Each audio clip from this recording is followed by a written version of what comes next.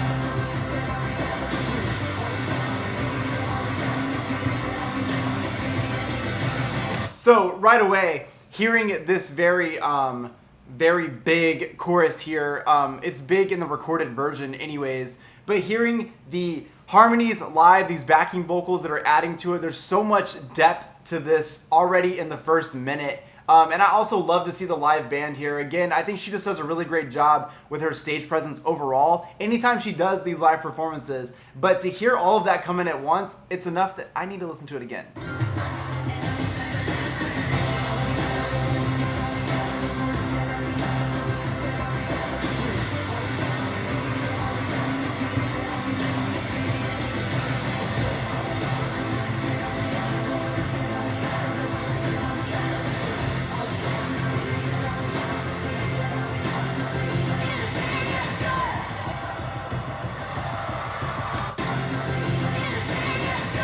Oh, I love it.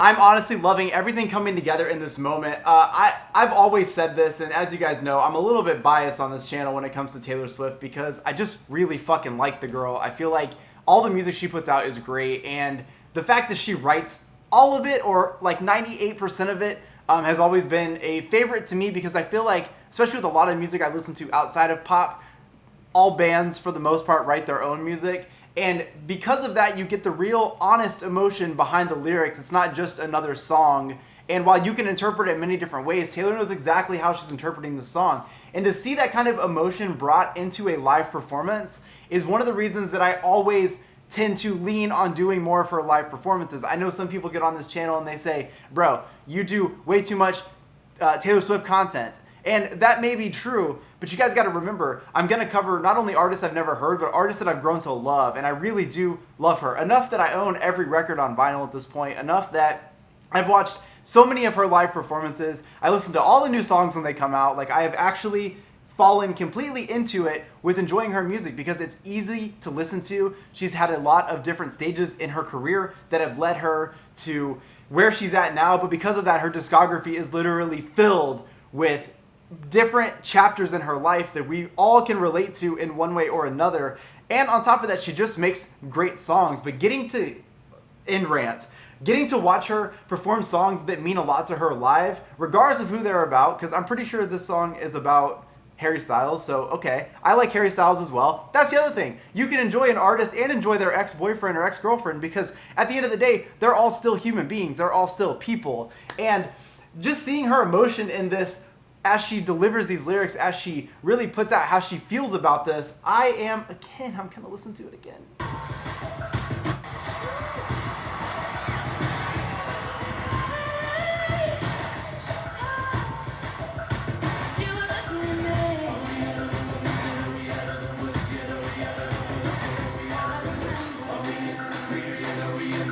Aw, shit.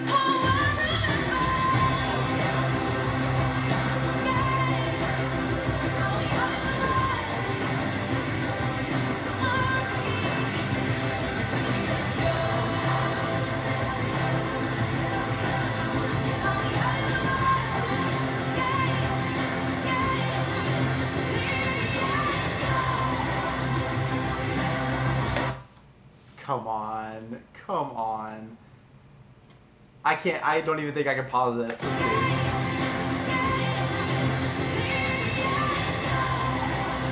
Like, look at that. This is how I know that she knows that she is one of the best performers that are existing currently. Like, she knows she hits a note, she says a great lyric, she says something, and regardless of what the fans or the audience feels, that look right there lets you know that she is confident in what she's doing here.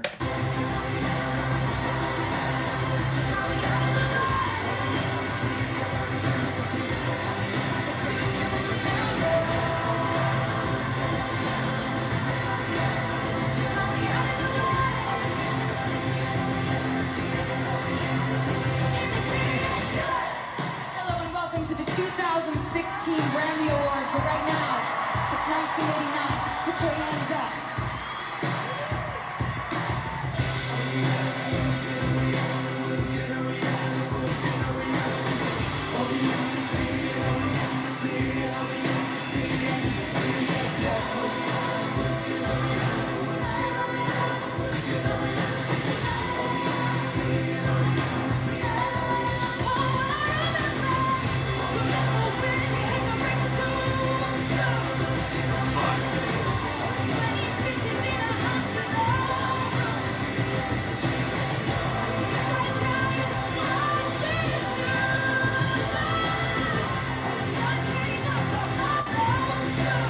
Sorry, not sorry.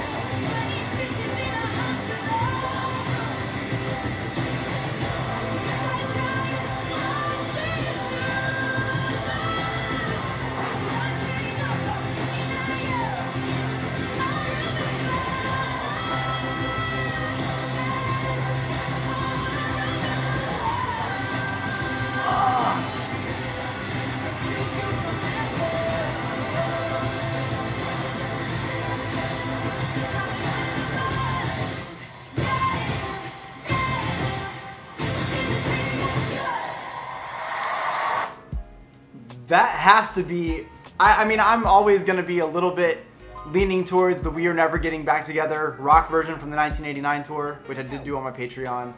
I always lean towards that performance as being probably one of the strongest, most relatable performances. I felt like the way that she presented that song, the way she presented that performance is pretty much everything I would love. But her right here with, and I probably say this about a lot of the performances that I haven't seen that I end up going back to watch, but her right here, there's something different. There's something, I don't know if it's that she was really feeling this at this time. Like, I'm not really sure where some of the emotions for some of these songs were currently when she had written these songs and putting this album out. Everything feels real. I feel like when you watch a Taylor performance and she's still feeling some of it, or she's still, like, it's on her mind, you get some of the best performances from her, and this being one of them, because just watching her go out there with that emotion, she's bringing really, really intense passion about this song, and the entire arrangement was amazing to begin with. I was already in love with, again, having the live band, which she's notoriously known for. She almost always has the live band. Hearing the harmonies coming back, hearing the very atmospheric choruses that are very big, and you can just hear different harmonies happening, and it sounds like a choir is in the back. That's already big. And even though I thought that would be my favorite moment, just because it felt heavy, it felt intense, it almost felt like a rock performance.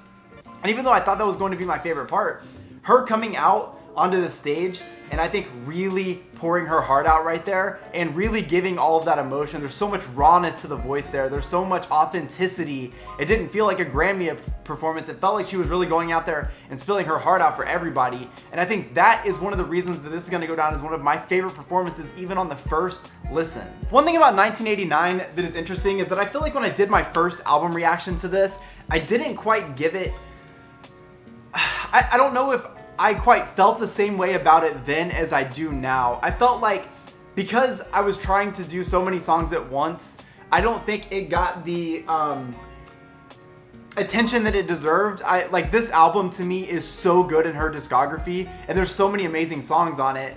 And I think that when I did the initial album reaction, I don't think I appreciated it as much as I have after many more listens. I've grown to really love that. I love all of the again, synth pop. I said that so many times, but it's true. She made a pop album. It was her first real pop album. No crossover stuff. She did a pop album. She did it so well, and she wrote all of it. And I feel like that is perfection right there. And since then, we've seen her discography continue to go. And even though I love Yeehaw Taylor and Rock Taylor and all these other ones, this album has a special place, not only in like these live performances and in her career, but has a special place in what I like from her. And I think it's really important to be able to watch a lot of this. So I am going to be doing the 1989 tour.